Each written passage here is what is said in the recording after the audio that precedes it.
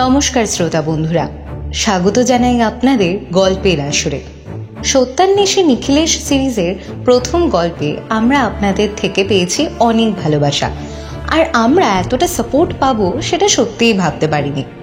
তাই আজ আমরা আপনাদের জন্য সত্যান্বেষী নিখিলেশ বক্সী সিরিজের আরও একটি দুর্ধর্ষ রহস্য রোমাঞ্চক গল্প নিয়ে হাজির হয়েছি।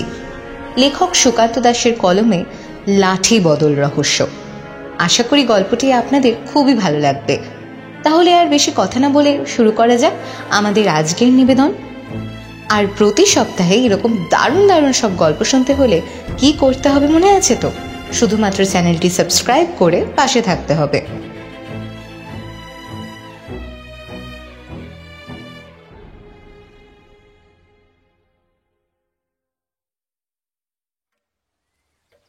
টেবিলের একপাশে বসিয়ে রাখা মূর্তিটা তুলে নিয়ে নিখিলেশ ঘুরিয়ে ফিরিয়ে দেখছিল।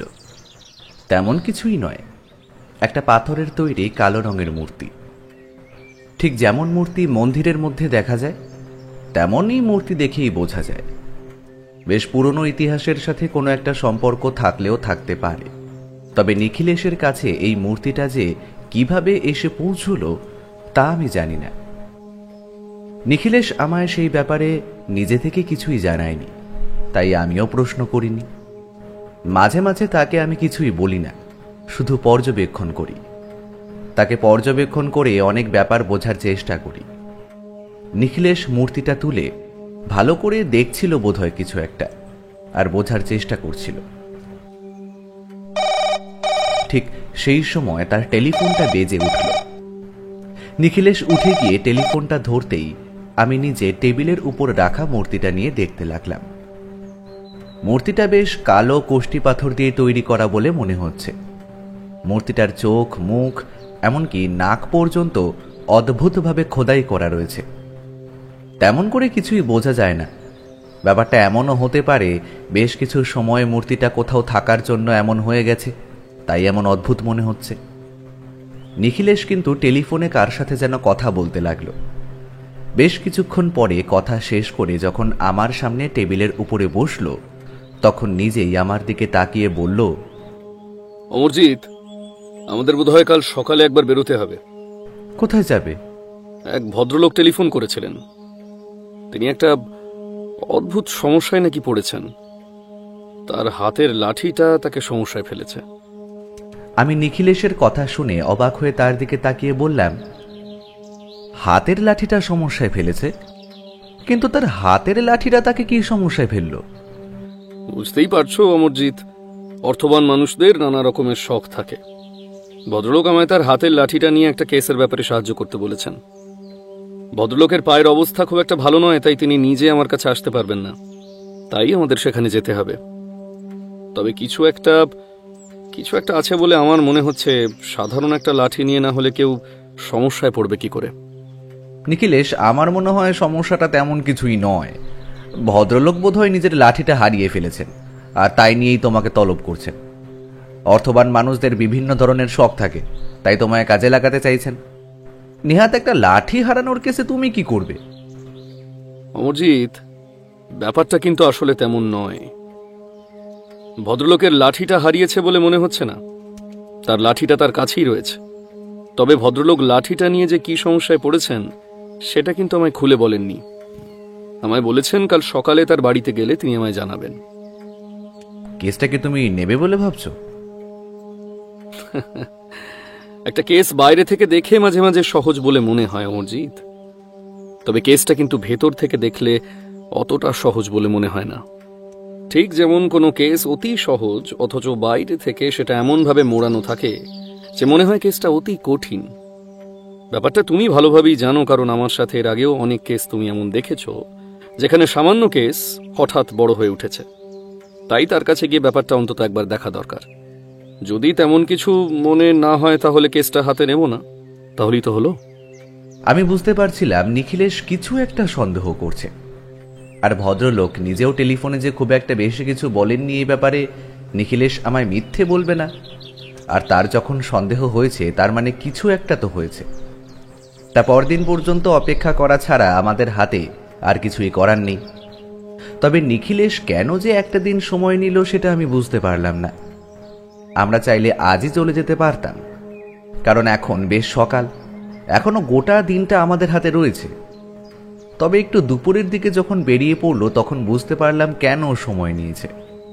কোনো কেস হাতে নেওয়ার আগে নিখিলেশ মাঝে মাঝে সেই কেসটার ব্যাপারে তথ্য জোগাড় করার চেষ্টা করে। এমন অনেক তথ্য থাকে যেগুলো আমরা অপরাধী কিংবা ভিকটিম অথবা মক্কেলের কাছ থেকে জানতে পারি না। সেই ব্যাপারটা নিখিলেশ বাইরে থেকে জানার চেষ্টা করে। আমার মনে হলো দুপুরে বেরিয়ে এসে ওই ভদ্রলোকের ব্যাপারে কোনো খোঁজ খবর নেওয়ার চেষ্টা করেছে, কারণ সন্ধ্যাবেলায় যখন নিখিলেশ ফিরে এলো তখন বলল, ভদ্রলোকের পায়ের অবস্থা সত্যি খুব একটা ভালো নয়। তবে ভদ্রলোক লাঠি নিয়ে কোনো রকমে হাঁটাচলা করতে পারেন, কিন্তু বর্তমানে প্রায় সপ্তাহ তিনেক তিনি বাড়ির বাইরে কোথাও যাননি। মনে হয় তার পায়ের সমস্যাটা বেড়েছে। তা তুমি কি ওই ভদ্রলোকের ব্যাপারে খোঁজ নেওয়ার জন্যই বেরিয়েছিলে? হ্যাঁ, কেসে হাত দেওয়ার আগে একটু যাচাই না করে নিলে হয়। তবে কাল সকালে তার বাড়িতে যাওয়া যেতেই পারে। ভদ্রলোক প্রথম ব্যাপারটা অন্তত মিথ্যা কথা বলেননি, কিন্তু লাঠিটা নিয়ে যে তিনি কি সমস্যায় পড়েছেন সেটাই তো বুঝতে পারছি না। নিখিলেশ, আগে কাল গিয়ে পৌঁছই, তারপরে না হয় ব্যাপারটা নিয়ে ভাববে। তুমি তো বলো কেসে হাত দিয়ে সমস্ত কিছু না জানা পর্যন্ত সেটা নিয়ে কোনো ভাবার প্রয়োজনই নেই। সেটা ঠিক অমরজিৎ, কিন্তু হাতের সামান্য একটা লাঠি ভদ্রলোককে কি সমস্যায় ফেলতে পারে সেটাই আমি বুঝে উঠতে পারছি না।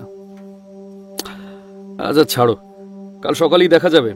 আমি ততক্ষণে না হয় এই মূর্তিটা নিয়ে একটু ভালো করে চিন্তা ভাবনা করি।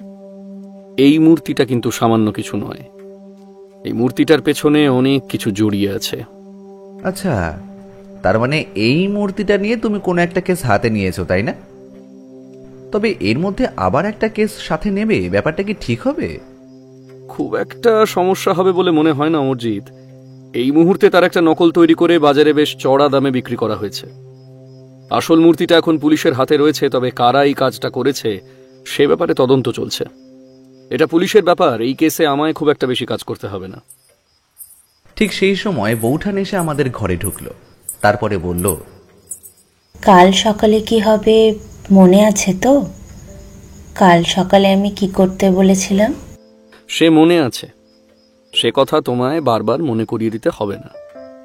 নিখিলেশের কথা শুনে আমার কেমন যেন মনে হলো সে কিছু একটা আমার থেকে লুকিয়ে যেতে চাইছে।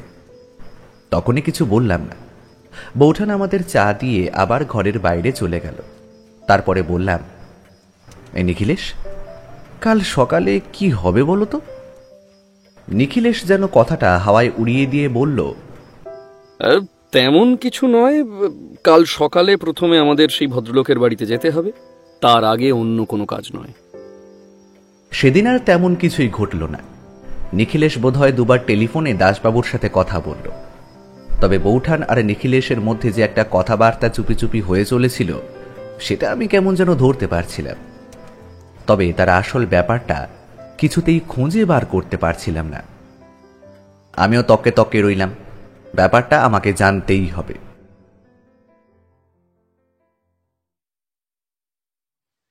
পরদিন সকালে একটা ভাড়ার গাড়িতে করে নিখিলেশ আর আমি গিয়ে পৌঁছলাম সেই ভদ্রলোকের বাড়িতে।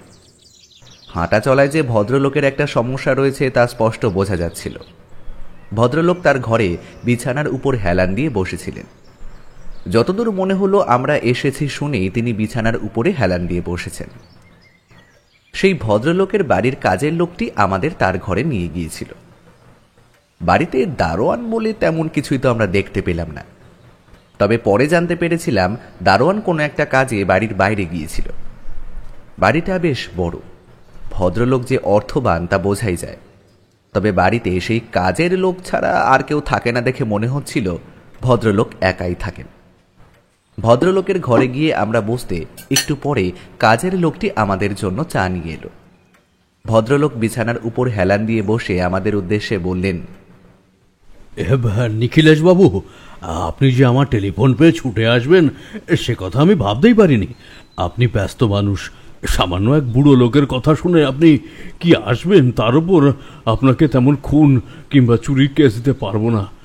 শুনেছি আপনি মাথা ঘামানোর মতো কেস না পেলে নাকি হাতে নেন না, তাই চিন্তায় আছি। আমার কেসটা আপনি হাতে নেবেন নাকি? দেখুন রমাকান্ত বাবু, শুধু টাকার জন্য আমি কখনোই কোনো কেস হাতে নিই না, তা আপনি আশা করি জানতে পেরেছেন। কেসে মাথা ঘামানোর মতো কিছু থাকলে আমি টাকার কথা ভাবি না। সেক্ষেত্রে আপনার কেসটা জানার জন্যই আমি এখানে এসেছি। যদি শোনার পর মনে হয় কেসটায় হাতে নেওয়ার মতো কিছু রয়েছে, তাহলে নিশ্চয়ই নেব। আর যদি মনে হয় কিছুই নেই, তাহলে বেশ নিখিলেশ বাবু, তাহলে আমি আপনাকে গোটা ব্যাপারটাই খুলে বলি, তারপরে না হয় আপনি বলবেন আপনি কেসটা হাতে নেবেন কি নেবেন না। না নিলেও আমি খুব একটা হতাশ হব না, তবে একটা দুঃখ কিন্তু আমার থেকেই যাবে নিখিলেশ বাবু। আচ্ছা, আপনারা চা খান কেমন? আমরা চায়ের কাপ হাতে তুলে নিলাম। রমাকান্ত বাবু বলতে শুরু করলেন,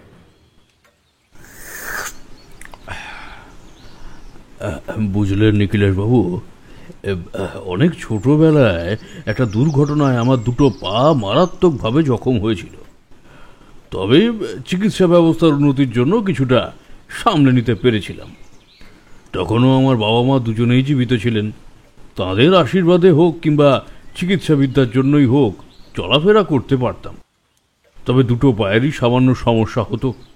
খুব বেশি হাঁটাচলা করলে কিংবা ওই দৌড়দৌড়ি করলে পায়ে ব্যথা হতো। তবে প্রায় বছর দুয়েক ধরে তবে এই দুটো পা আমার বেশ ভোগ আছে নিখিলেশ বাবু। আপনি হয়তো ভাবছেন এত কিছু আমি কেন বলছি। আসলে এর পেছনে কারণ আছে। আপনাকে পুরোটা বললে আপনি অবশ্যই বুঝতে পারবেন। শুনুন তাহলে। আপনার যা যা বলতে ইচ্ছে হয় আপনি বলতে পারেন রমাকান্ত বাবু, আমি শুনছি।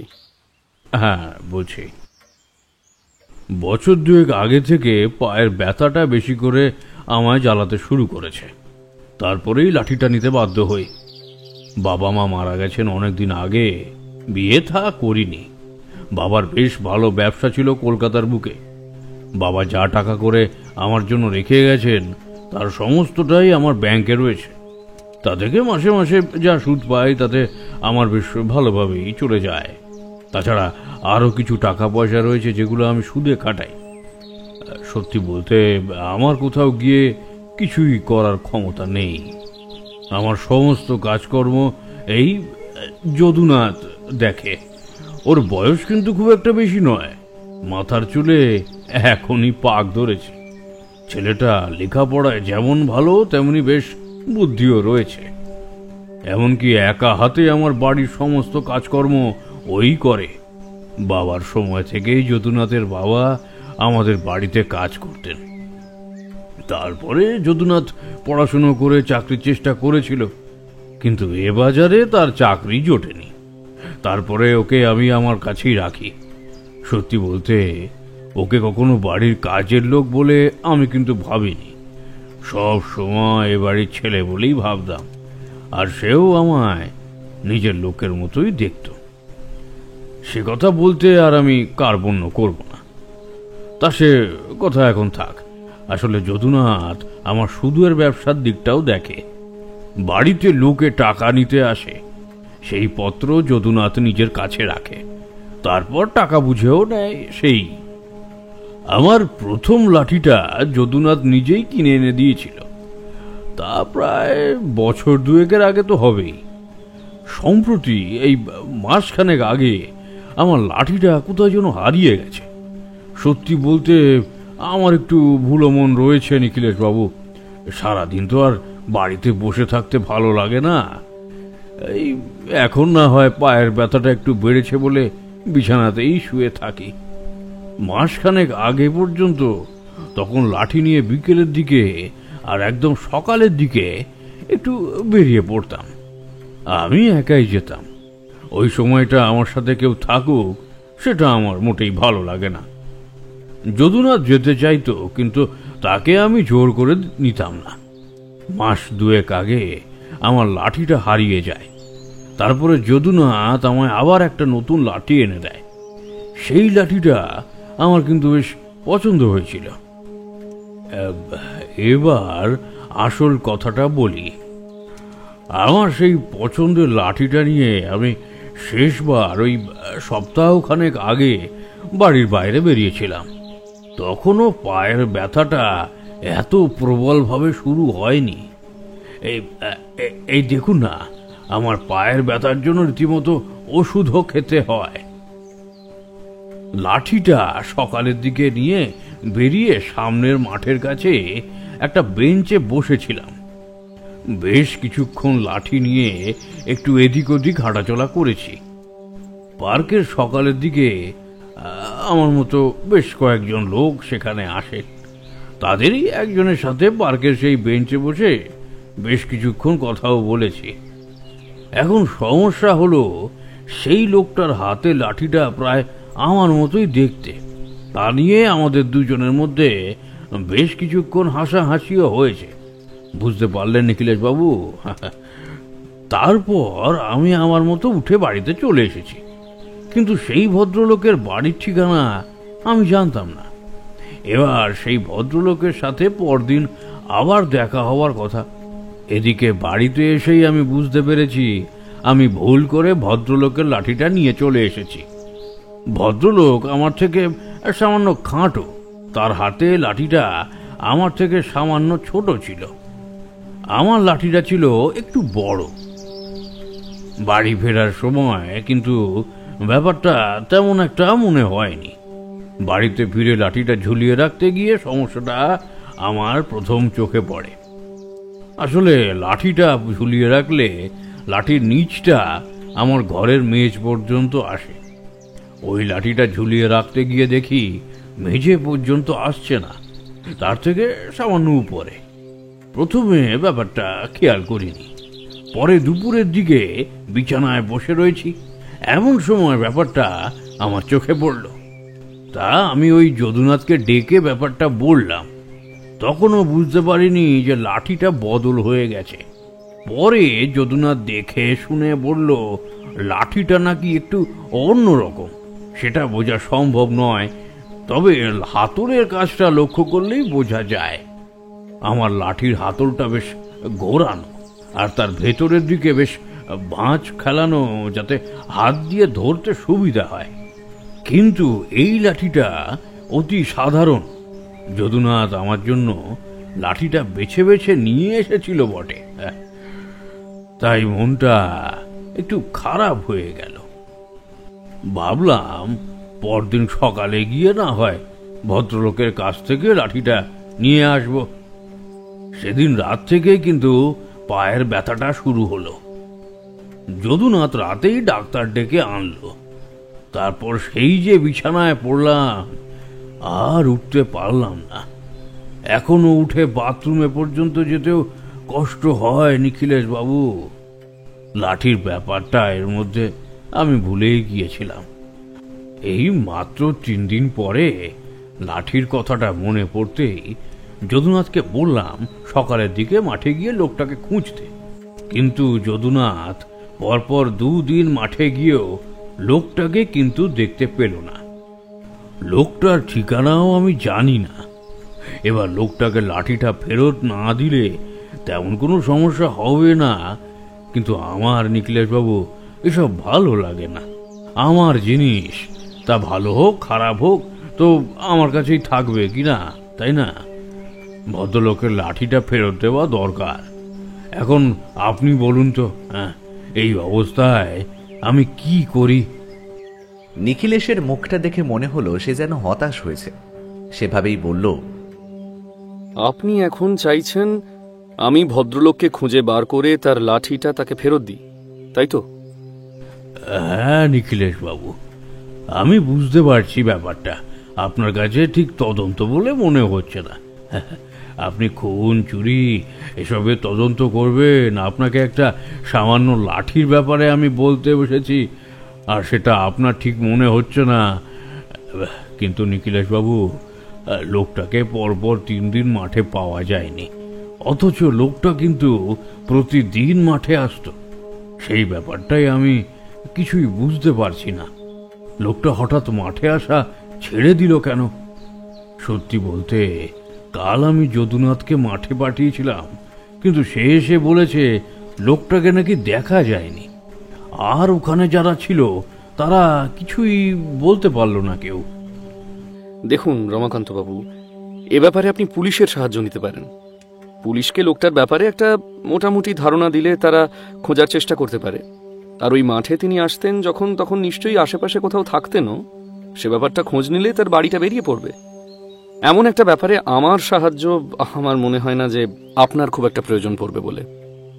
নিখিলেশ যখন কথাগুলো বলে চলল তখন রমাকান্ত বাবুর মুখে একটা অদ্ভুত হাসি আমি দেখতে পেলাম। নিখিলেশের কথা শেষ হতেই রমাকান্ত বাবু বললেন,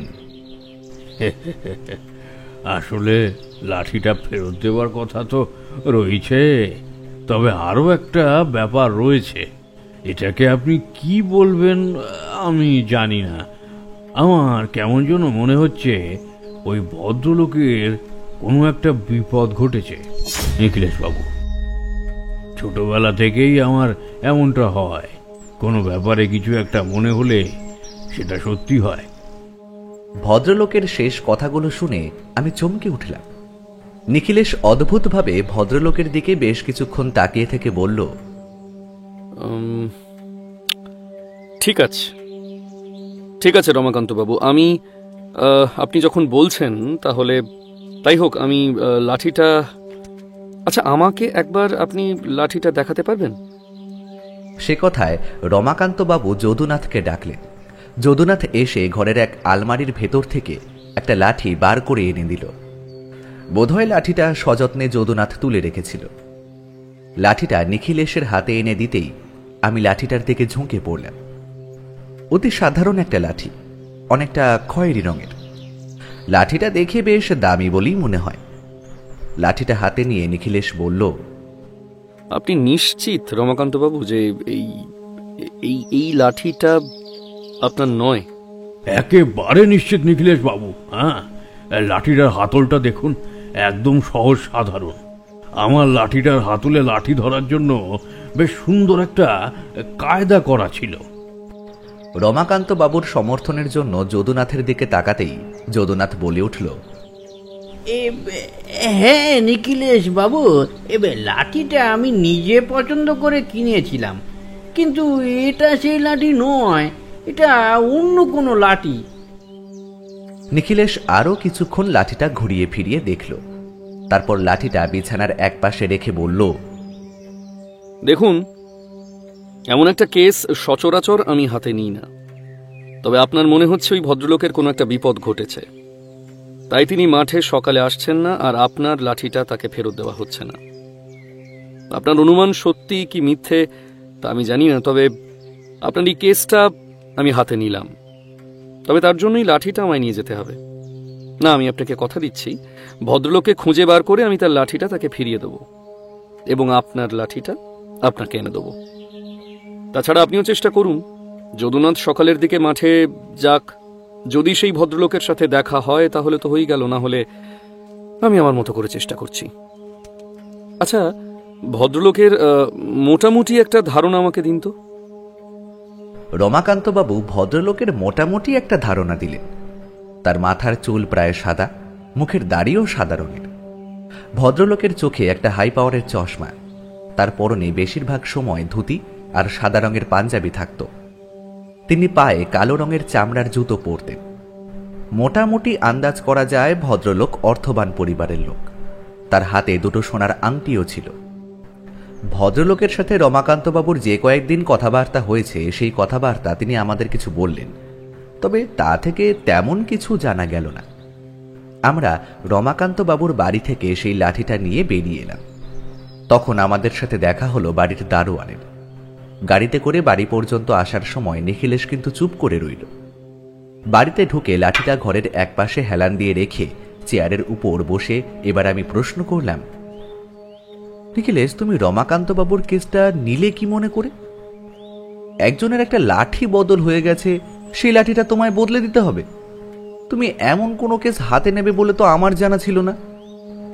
কেসটায় হয়তো তেমন কিছুই নেই অমরজিৎ, তবে একবার তদন্ত করে দেখা যেতেই পারে। একটা কথা ভেবে দেখো, রমাকান্তবাবুর দেখা সেই ভদ্রলোক আগে সকালে মাঠে আসতেন, অথচ রমাকান্তবাবুর সাথে তার লাঠিটা বদল হওয়ার পরেই তিনি মাঠে আসা বন্ধ করে দিলেন। ব্যাপারটা একটু ভাবার মতো নয় কি? ভদ্রলোকের না আসার পেছনে তো অনেক কারণ থাকতে পারে। রমাকান্ত বাবু যেমন লাঠি ব্যবহার করেন তেমন লাঠি তিনিও ব্যবহার করেন, তার মানে তার পায়ের কোনো সমস্যা রয়েছে। আর রমাকান্ত বাবু যা বর্ণনা দিলেন তাতে তো মনে হয় ভদ্রলোকের বেশ বয়স হয়েছে। অন্য কোনো সমস্যাও তো হতে পারে, যেমন ধরো শারীরিক অসুস্থতা কিংবা। হতেই পারে অমরজিৎ, তবে আমার মনে হচ্ছে দেখাই যাক না। আর রমাকান্তবাবুর এই লাঠিটার পেছনে না হয় 2 দিন নষ্ট হলো, কিন্তু তেমন কিছু বেরিয়ে আসে যদি, তাহলে। নিখিলেশের কথায় আমি আর কিছু বললাম না, নিজের ঘরে চলে গেলাম। বুঝতে পারছিলাম না নিখিলেশ কেসটা কেন হাতে নিল, তবে কেসটার সমাধান যে এভাবে হবে তখনও আমি সেটা ভাবতে পারিনি। পরদিন সকাল থেকেই বোধহয় নিখিলেশ লাঠিটার ব্যাপারে খোঁজ খবর নেওয়া শুরু করেছিল। আসলে লাঠিটার ব্যাপারে নয়, নিখিলেশ খোঁজ খবর নেওয়া শুরু করেছিল সেই লোকটার ব্যাপারে। পরদিন সকালে সে কোথায় যেন বেরিয়ে পড়ল, ফিরে এলো বেশ দুপুরের দিকে। আমায় সে বলল, যদুনাথ চেষ্টা করেছে ঠিকই, কিন্তু আমি নিজেও একবার সেই মাঠে গিয়ে বাকি লোকজনদের সঙ্গে কথাবার্তা বলে সেই লোকটার ব্যাপারে খোঁজ খবর নেওয়ার চেষ্টা করলাম অমরজিৎ, কিন্তু কেউই তার ব্যাপারে তেমন কিছু জানে না। তবে অনেকেই তাকে ওই মাঠের বেঞ্চে বসে থাকতে দেখেছে, তার হাতে যে লাঠিটা থাকে সেটাও সকলেই বলেছে, এমনকি রমাকান্তবাবুকেও দেখেছে। তবে লোকটা তারপরে কিন্তু আর মাঠে আসেনি। কিন্তু এভাবে তো তার বাড়ির ঠিকানা খুঁজে পাওয়া যাবে না। মনে হচ্ছে আমাকে পুলিশের সাহায্য নিতে হবে। পুলিশের কাছে লোকটার বিবরণ দিলে তারা যদি কিছু করতে পারে। নিখিলেশ টেলিফোনে দাসবাবুর সাথে এই বিষয়ে কিছুক্ষণ কথা বলল, তারপর দাসবাবুকে লোকটার ব্যাপারে খোঁজ খবর নিতে বলে দিল। টেলিফোন রেখে নিজের টেবিলে এসে মূর্তিটা নিয়ে আবার বসল। আমি এক সময় প্রশ্ন করলাম, আচ্ছা নিখিলেশ, লাঠিটা বদল করার পেছনে কোনো কারণ নেই তো? এই ভদ্রলোক ইচ্ছে করেই রমাকান্তবাবুর লাঠিটা বদল করে নেননি তো? আবার একটা ব্যাপার দেখো, সেদিনের পর থেকে ভদ্রলোক আর মাঠে আসেননি, তার তো কোনো একটা কারণ থাকতে পারে।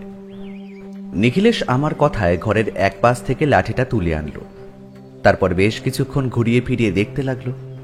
একসময় বলল, রমাকান্তবাবু অন্যের জিনিস সম্পর্কে বেশ খেয়াল রাখেন অমরজিৎ। লাঠিটার তলায় কিন্তু সামান্য মাটিও লেগেনি। ভদ্রলোক মনে হয় লাঠিটা ব্যবহারই করেননি, বাড়িতে আনার পরে আলমারিতেই তুলে রেখেছেন। লাঠিটা দেখে আমারও সেটাই মনে হয়েছিল। নিখিলেশ লাঠিটা নিয়ে বেশ কিছুক্ষণ ঘাটাঘাটি করতে লাগলো, কিন্তু কিছুই বোঝা গেল না।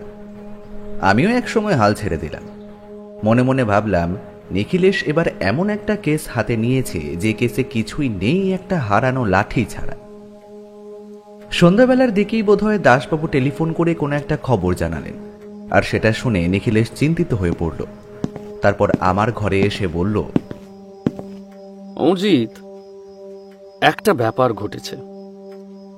রমাকান্তবাবু যেদিন লাঠিটা বদলে এনেছিলেন তার প্রায় 2 দিন পরে ওই কাছাকাছি এলাকায় একটা জায়গায় আর কি, ওখানে এক ভদ্রলোক খুন হয়েছেন। তবে খুনটা হয়েছে চুরি করতে গিয়ে বাধা পেয়ে বোধহয়, অন্তত বাড়ির লোকে তো তেমনটাই মনে করছে। বাড়ির লোক বলেছে রাতের বেলা চোর এসেছিল, কারণ ঘরের দরজা খোলা ছিল। পরদিন সকালে তারা উঠে দরজা খোলা দেখতে পেয়েছে এবং ভদ্রলোকের ঘরে ঢুকে তাকে মৃত অবস্থায় পড়ে থাকতে দেখেছে।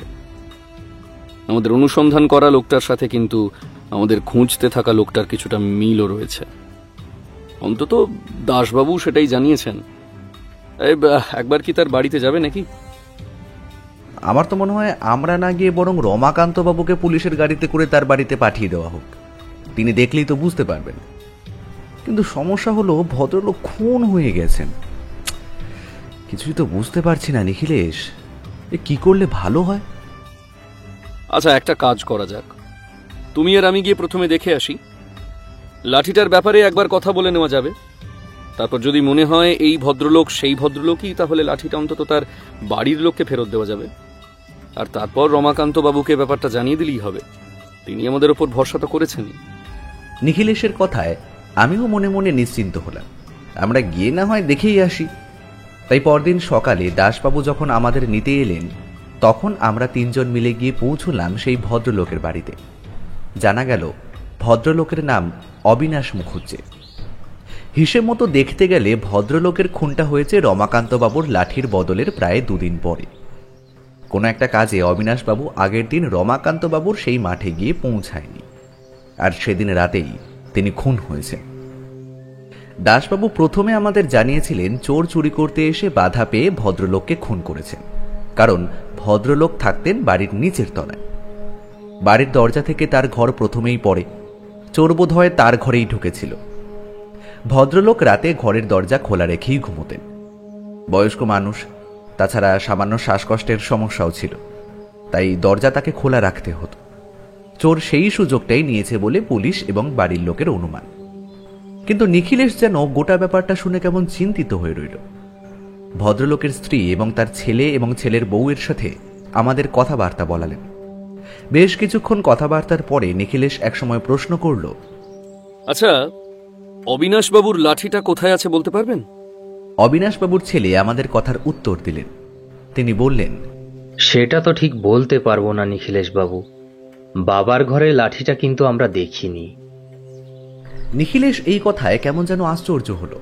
তারপরে বলল, কিন্তু আপনারা যে বললেন আপনার বাবা সেদিনের পরে আর বাড়ি থেকে কোথাও বেরোননি, তাহলে তো লাঠিটা ঘরেই থাকার কথা। সেটা থাকার কথা, তবে বাবা যদি মনের ভুলে অন্য কোথাও রেখে আসেন সেটাও হতে পারে। আর তাছাড়া এমন একটা ব্যাপার যে ঘটে গেল তার মধ্যে লাঠির কথা আমাদের মনে ছিল না, আপনি বললেন বলেই মনে পড়ল। সে ঘরে আমরা কিন্তু কোনো লাঠি দেখিনি।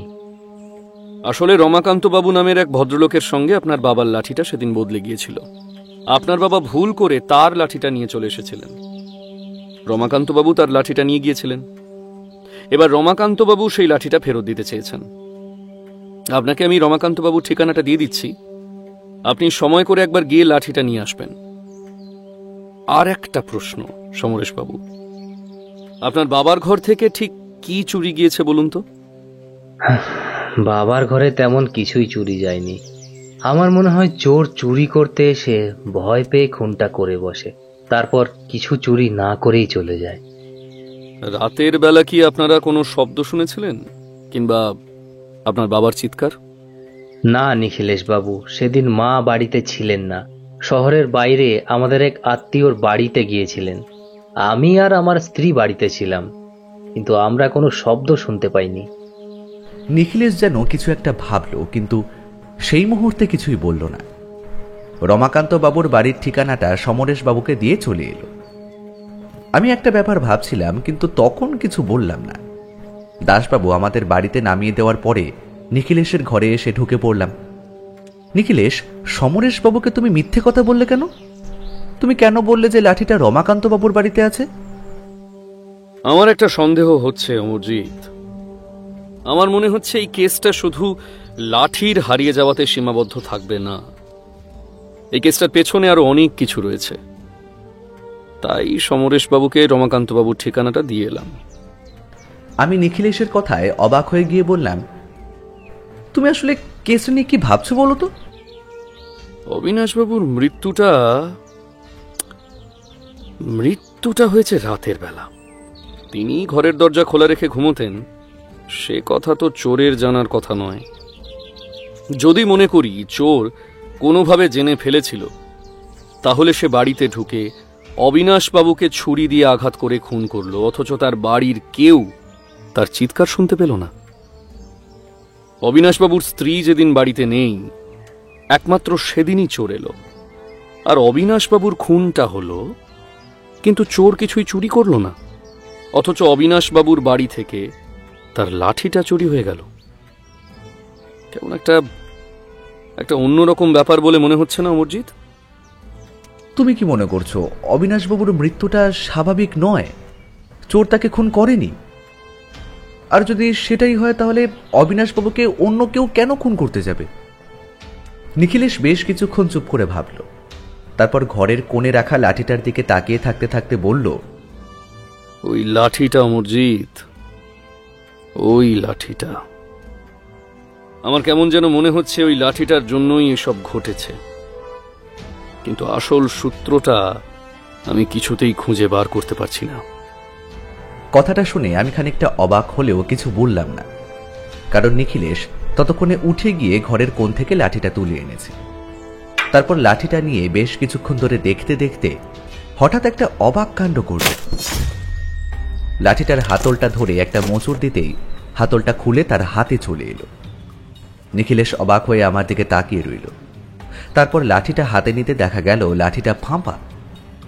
লাঠিটার ভেতরে খানিকটা গোল মতো জায়গা রয়েছে, সেটার ভেতরে কিছু একটা আছে বলে নিখিলেশের মনে হচ্ছিল। নিখিলেশ লাঠিটা উপুর করে মেঝের উপর 2-3 বার ধাক্কা দিতে লাঠিটার ভেতর থেকে একটা কাগজের মতন কি যেন বেরিয়ে এলো। নিখিলেশ আর আমি দুজনে এই ঘটনায় অবাক হয়ে গিয়েছিলাম। মেঝের উপর পড়া কাগজটায় অতি সাধারণ যে কিছু হতে পারে না তার ধারণা আমরা দুজনেই করতে পেরেছিলাম। তাই তাড়াতাড়ি সেটা তুলে নিয়ে টেবিলের উপর খুলে ধরতেই বোঝা গেল সেটা আসলে একটা উইল। নিখিলেশ সেটা খুব ভালো করে বেশ কিছুক্ষণ পড়ল, তারপর আমার দিকে তাকিয়ে বলল, এবার আমি নিশ্চিত অমরজিৎ, খুনটা এই লাঠিটার জন্যই হয়েছে, আর তার জন্যই ভদ্রলোকের ঘরে লাঠিটা পাওয়া যায়নি। আসলে সেদিন রমাকান্ত বাবুর সঙ্গে অবিনাশ বাবুর লাঠিটা বদল হয়ে যাওয়ায় খুনির বোধহয় সমস্যা হয়। চোর আসলে এই লাঠিটাই চুরি করতে চেয়েছিল, কিন্তু লাঠিটা রমাকান্ত বাবুর কাছে চলে এসেছে, তাই রমাকান্ত বাবুর সাধারণ লাঠিটা চোর চুরি করতে পেরেছে। একবার পড়ে দেখো অমরজিৎ। আমি উইলটা পড়ে দেখলাম এটা যে অবিনাশবাবু করেছেন সেটা বোঝা যায়, তবে এই উইলে অবিনাশবাবু তার সমস্ত সম্পত্তি কোনো একটি মেয়েকে দিয়ে গেছেন যতদূর আমরা বুঝতে পেরেছি। অবিনাশবাবু তাহলে একটা মেয়েকে উইলটা দিয়ে গেছে। তাহলে কি অবিনাশবাবুর কোনো মেয়ে রয়েছে? কিন্তু তাহলে তিনি তার ছেলেকে অন্তত অর্ধেক সম্পত্তির কথা বলে যেতেন। অবিনাশবাবু বুঝতে পেরেছিলেন তার প্রাণের আশঙ্কা রয়েছে, তাই তিনি উইলটা তৈরি করেছিলেন। উইলের তারিখটা দেখলেই তুমি বুঝতে পারবে ওইটা মাত্র মাস খানেক আগে তৈরি করা হয়েছে। আর উইলে যে মেয়েটির নাম রয়েছে যতদূর সম্ভব সেই মেয়েটি অবিনাশবাবুর মেয়ে। ধারণা করা যাচ্ছে তার বিয়ে হয়ে গেছে এবং সে এখন অন্য কোথাও রয়েছে, কিন্তু কিন্তু কিন্তু তিনি তার ছেলেকে সমস্ত কিছুর মধ্যে অন্তত কিছুটাও দিয়ে গেলেন না কেন? তার মানে তার ছেলের সাথে তার সম্পর্ক খুব একটা ভালো নয়, আর তাই নিখিলেশ কি যেন একটা বলতে গিয়েও চুপ করে গেল। তার বদলে উঠে গিয়ে টেলিফোনে বোধহয় রমাকান্ত বাবুর বাড়িতে টেলিফোন করল। বেশ কিছুক্ষণ যদুনাথের সাথে কথাবার্তা বলে টেলিফোন রেখে দিল। আমি একটা ব্যাপার আন্দাজ করতে পেরেছিলাম যে ফোন কিংবা চুরি এই লাঠিটার জন্যই হয়েছে। তবে নিখিলেশ যে আন্দাজ করেছে সেটাই যদি হয় তাহলে তার মোটিভ কি থাকতে পারে? সম্পত্তির জন্যই কি? কিন্তু সেটাই যদি হয় তাহলে নিখিলেশ তাকে ধরবে কি করে? সাথে সাথেই আমার মনে পড়ল নিখিলেশ রমাকান্ত বাবুর কাছে এই লাঠিটা রয়েছে বলে দাবি করেছে। তার মানে কি নিখিলেশ সব বুঝে শুনেই ওই কথাটা বলেছিল? নিখিলেশ হঠাৎ করে লাঠিটা মেঝে থেকে তুলে নিয়ে তার হাতলটা লাগাতে লাগাতে বলল, অমরজিৎ, আর দেরি করা ঠিক হবে না। এই লাঠিটা এক্ষুনি আমায় রমাকান্ত বাবুর বাড়িতে পৌঁছে দিতে হবে। আশা করা যায় সমরেশবাবু আজ না হলে কাল রমাকান্ত বাবুর বাড়িতে আসবেন। শুধু তুমি নয়, আমিও যাব তোমার সাথে। তবে আরও একটা কাজ করলে ভালো হয় না? তুমি একবার যদুনাথকে টেলিফোন করে বলে দাও যদি সমরেশবাবু এর মধ্যে চলে আসে তাকে যেন বসতে বলা হয়। নিখিলেশ আমার দিকে তাকিয়ে হাসলো, তারপরে বলল, সে কাজটা আমি ইতিমধ্যেই করে ফেলেছি। আর দাসবাবুর মানে থানার টেলিফোন নাম্বারটাও তার কাছে রয়েছে।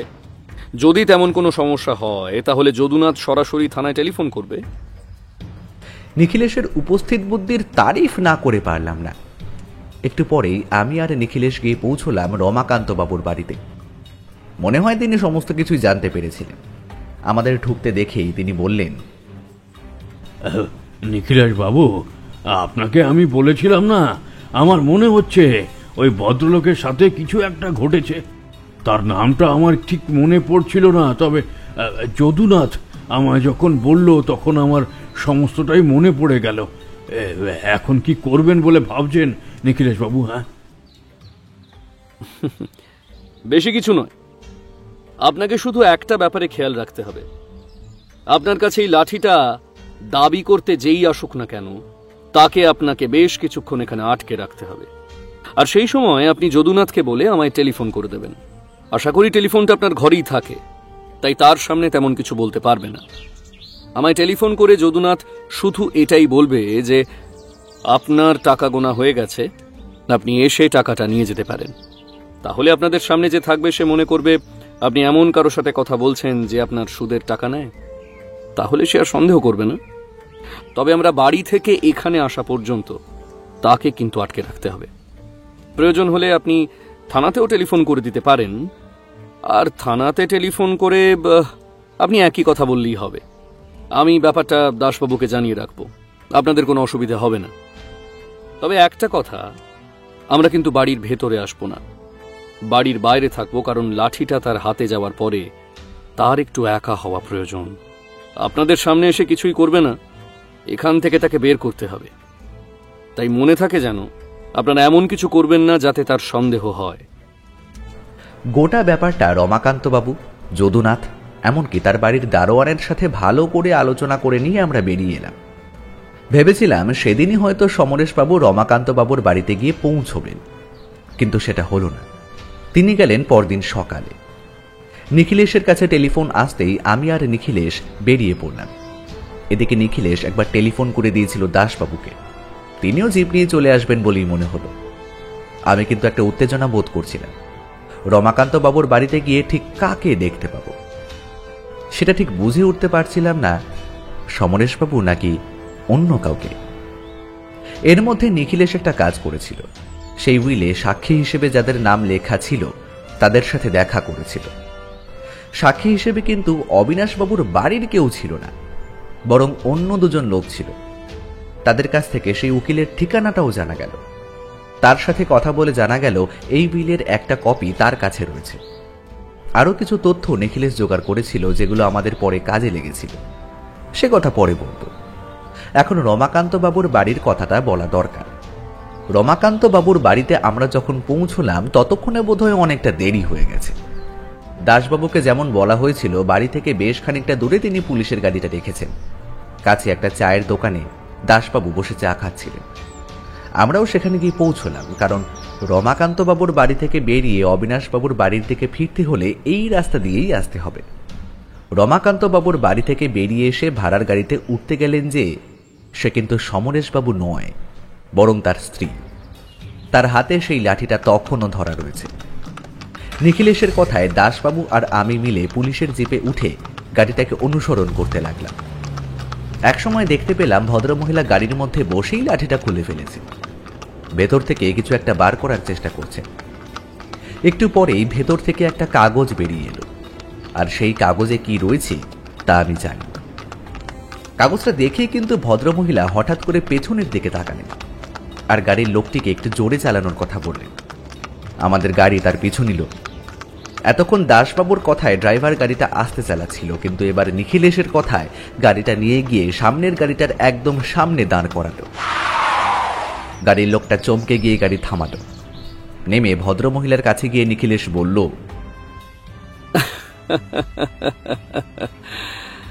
লাঠির মধ্যে আপনি যেটা খুঁজছিলেন সেটা যে ওখানে নেই, সেটা যে আমার কাছে, আর শুধু আমার কাছে নয়, তার একটা কপি আপনাদের পারিবারিক উকিলের কাছেও রয়েছে। আপনি আর আপনার স্বামী মিলেই যে অবিনাশবাবুকে খুন করেছিলেন সেটা আমি আগেই বুঝতে পেরেছিলাম। তবে এত করেও শেষ রক্ষা হলো না, সম্পত্তি আপনারা পাবেন না। মহিলা কিন্তু কোনো কথা বলল না। আমাদের পুলিশের জিপের সাথে সাথে গাড়িটা এগিয়ে চলল অবিনাশবাবুর বাড়ির দিকে। সমরেশবাবু বাড়িতেই ছিলেন। ভদ্রমহিলার সাথে কথা মতো আমরা বাড়ির বাইরে অপেক্ষা করতে লাগলাম। ভদ্রমহিলা ঘরের ভেতরে ঢুকলেন এবং সমরেশবাবুর সাথে তার বেশি উত্তেজিত কিছু কথাবার্তা হতে লাগলো। আমি, দাসবাবু আর নিখিলেশ বাড়ির বাইরে ঠিক সমরেশবাবুর ঘরের জানলার কাছে দাঁড়িয়ে সবকিছুই শুনতে লাগলাম। শুনতে পেলাম সমরেশবাবু বলছেন, কিন্তু ওইটা যদি না পাওয়া যায় তাহলে তো বিপদে পড়া গেল। বাবা আমায় কোনো সম্পত্তি দেবেন না বলেছিলেন, সবটাই দিদির নামে করে দেবেন। বাবাকে খুন করার পরেও যদি আমরা সম্পত্তি না পাই, তাহলে যদি আমরা ধরা পড়ে যাই। মহিলা কিছুই বললেন না, কারণ আমরা তাকে আগেই বলেছিলাম আমরা জানলার কাছেই থাকব। সমরেশবাবু আবার বললেন, কি হলো, তুমি কথা বলছো না কেন? ভদ্রমহিলা কিছু বলার আগেই নিখিলেশ বলে উঠল, উনি কথা বলছেন না তার কারণ আপনারা ধরা পড়ে গেছেন। আমার সন্দেহ আগেই হয়েছিল বাড়ি থেকে কোনো কিছু চুরি না হওয়ার জন্য। এখন আপনি নিজের মুখে সেটা স্বীকার করলেন, তবে আদালতে আপনার দোষটা প্রমাণ করতে সামান্য অসুবিধে হবে বটে। তবে উইলের ব্যাপারটা রয়েছে। তাছাড়া সেদিন আপনার মা বাড়িতে ছিলেন না, বাবা একা ছিলেন। আরো কয়েকটা ব্যাপার রয়েছে যেগুলো দিয়ে কেসটা আমি ঠিক সাজাতে পারবো সমরেশবাবু।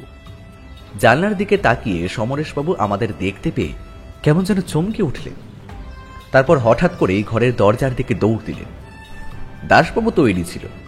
তিনি সামনের দিকে এগিয়ে গিয়ে বাড়ির বড় দরজার কাছে দাঁড়ালেন।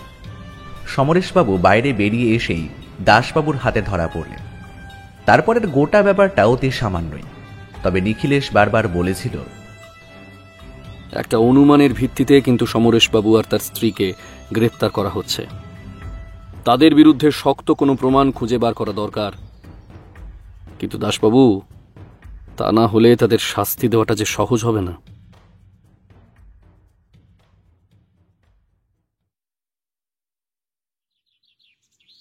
সেদিন বিকেলে আমরা রমাকান্ত বাবুর বাড়িতে গিয়ে পৌঁছলাম।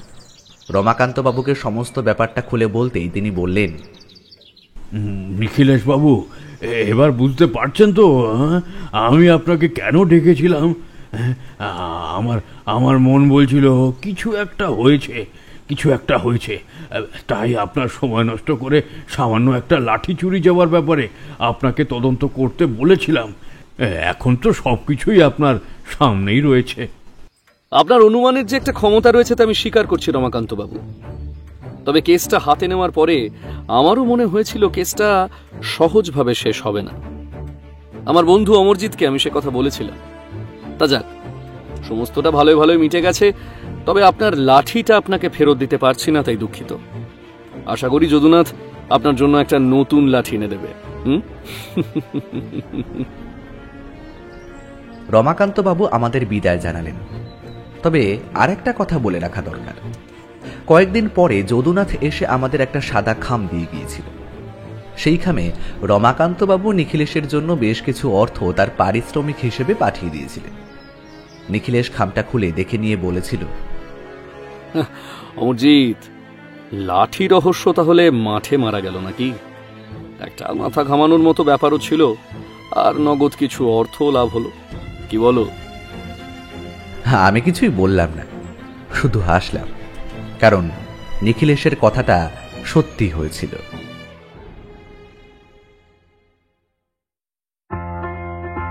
এতক্ষণ আপনারা শুনছিলেন লেখক সুকান্ত দাসের কলমে লাঠি বদল রহস্য। তাহলে কেমন লাগলো আমাদের আজকের নিবেদন?